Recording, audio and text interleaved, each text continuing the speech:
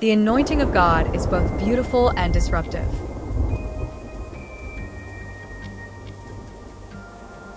It marks believers with power, clarity, and a presence that defies the logic of the flesh.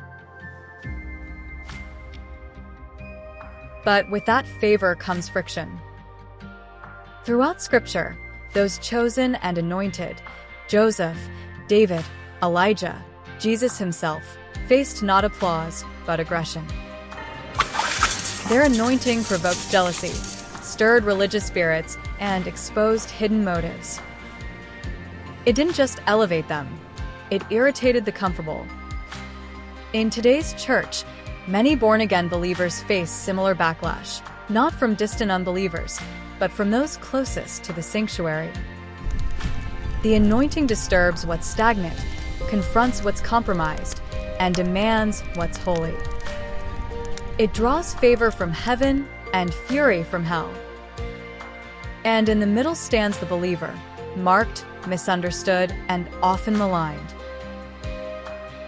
Paul warned of false brethren, wolves in sheep's clothing, and spiritual resistance that masquerades as concern. Jesus said, "A prophet is not without honor, but in his own country."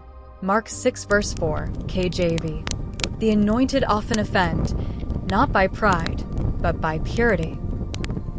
They carry fire where others prefer shadows. They speak truth in spaces that favor silence. But the offense is proof of the oil. If the anointing didn't challenge comfort zones, it wouldn't be divine. The believer must learn to steward this tension, to suffer in obedience, respond in love, and walk in unwavering purpose. This message is not just about conflict, it's about calling. The offense is not failure, it's confirmation. When God places his hand on a life, opposition often follows, but so does glory. Pharaoh hardened his heart against God's message of deliverance. Exodus 5-14. King Ahab and Jezebel rejected the prophetic words of Elijah and persecuted true worshippers. 1 Kings 18-21. The religious leaders in Jesus' day opposed his teachings, miracles, and claims to divinity. Matthew 23, John 8. Saul of Tarsus, before conversion, actively persecuted Christians, dragging them from homes and consenting to executions. Acts 7-9. Alexander the coppersmith did me much evil, Paul wrote, greatly withstood our words. 2 Timothy 4 verses 14-15. The crowd at Lystra went from worshiping Paul to stoning him after being stirred up by unbelieving Jews. Acts 14 verse 19. The rich young ruler heard the call to follow Jesus but resisted it because of material attachment. Matthew 19 verses 16-22. Humanist or atheist thought leaders reject supernatural truth in favor of secular reasoning.